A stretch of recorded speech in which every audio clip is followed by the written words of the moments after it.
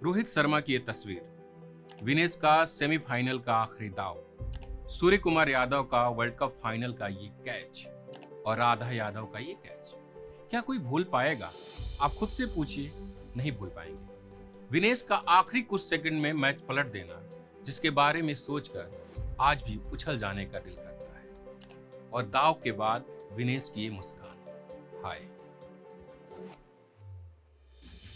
पढ़ोगे लिखोगे बनोगे नवाब, खेलोगे कूदोगे होगे खराब, यह कहावत अब ठीक नहीं है। खूब खेलिए और खूब पढ़िए। इन्वेस्टिगेटिव ग्राउंड रिपोर्ट, मुद्दों की तह में जाकर खबर की पड़ताल देखना और पढ़ना चाहते हैं तो न्यूज लॉन्ड्री पर आए। न्यूज लॉन्ड्री किसी सरकार या कॉरपोरेट के सहयोग से काम नहीं करता। यहाँ हम आपके सहयोग से काम करते हैं। स्क्रीन पर दिए गए क्यूआर कोड को स्कैन करें और न्यूज लॉन्ड्री को सहयोग दें।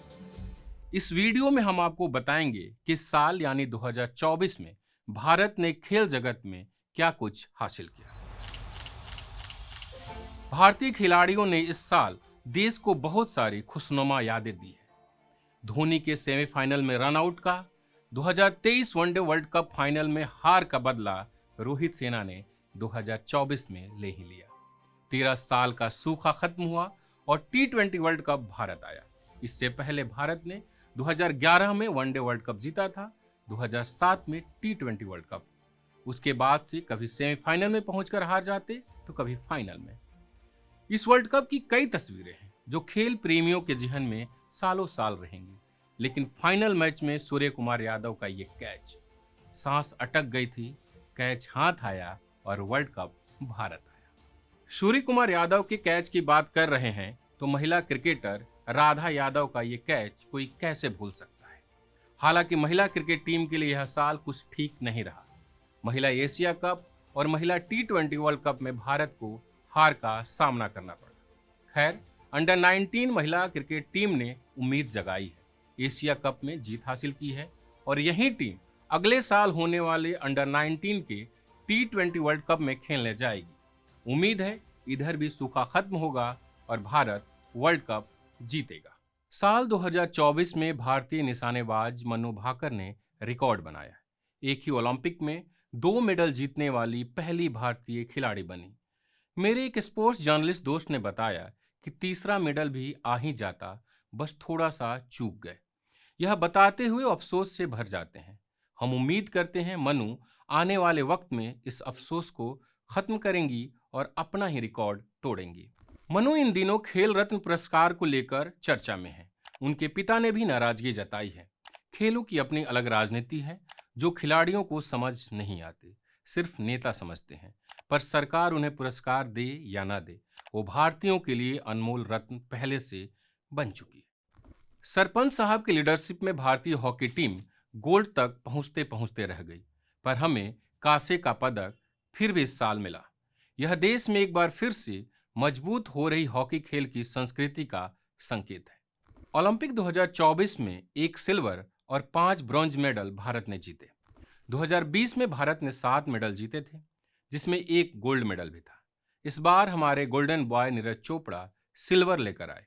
हालांकि 1 गोल्ड भारत के हाथ से आते आते रह गया। खेल नियमों के कारण विनेश फोगाट का 7 अगस्त की मनहूस सुबह रात को मैच देखकर सोए थे और मन ही मन गोल्ड मेडल पक्का मान लिया था। सुबह सुबह खबर आई कि विनेश को अयोग्य घोषित कर दिया गया है।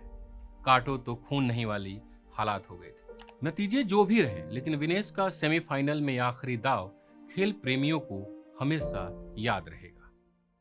ओलंपिक में नतीजे मन मुताबिक नहीं रहे, लेकिन पैरा ओलंपिक ने इस कमी को पूरा कर दिया। भारत को इसमें मिले 29 मेडल, इसमें से 7 तो गोल्ड मेडल थे। नवदीप का जश्न मनाने का तरीका थोड़ा विवादों में रहा, लेकिन क्या गेम खेला उन्होंने। जेवलिन थ्रो में भारत को गोल्ड मेडल दिलाया। ओनी लेखरा ने महिलाओं की 10 मीटर एयर राइफल स्पर्धा में भारत को स्वर्ण पदक दिलाया। यह लेखरा का इस स्पर्धा में लगातार दूसरा स्वर्ण पदक था और वहीं पैरा ओलंपिक में कई पदक जीतने वाली पहली भारतीय महिला एथलीट बन गई। प्रवीण कुमार ने ऊंची कूद में स्वर्ण पदक दिलाया। अलग अलग शारीरिक परेशानियों से जूझ कर आए हमारे इन खिलाड़ियों ने न सिर्फ भारत का मान बढ़ाया, बल्कि जीवन जीने का तरीका भी सिखाया। साल खत्म होते होते चेस के शहंशाह बने गुकेश। 18 साल की उम्र में जब भारत सरकार वोट देने का अधिकार नहीं देती, उसी उम्र में गुकेश शतरंज के बादशाह बने। उन्होंने 11 साल की उम्र में जो कहा था वो पूरा किया। I want to become the youngest world chess champion. इसके अलावा भी कई अनुपलब्धियां रही। कई खिलाड़ियों ने भारत का मान बढ़ाया, वहीं कुछ खिलाड़ी रिटायर हो गए। साल के आखिरी में भारत की महान स्पिनर में से एक आर अश्विन ने सीरीज के बीच में ही संन्यास की घोषणा करके सबको हैरत में डाल दिया। उनको एक बेहतर विदाई मिलनी चाहिए थी। This will be my last day as an Indian cricketer in all formats at the international level. Dinesh Karthik, Shikhar Dhawan समेत कई अन्य क्रिकेटर्स ने संन्यास की घोषणा की। विराट कोहली, रोहित शर्मा और रविंद्र जडेजा ने T20 से संन्यास ले लिया। भारतीय हॉकी टीम की दीवार कहे जाने वाले महान खिलाड़ी पिया श्रीजेश ने भी संन्यास की घोषणा कर दी। कुल मिलाकर खेलों के नजरिए से साल 2024 बेहद सुकून और भरोसा पैदा करने वाला साल रहा। आप भी इन खिलाड़ियों का हौसला बढ़ाइए। आप सबको नए साल की बहुत बहुत शुभकामनाएं। और जाते जाते आपको याद दिला दें, न्यूज़ लॉन्ड्री आपके सहयोग से काम करता है।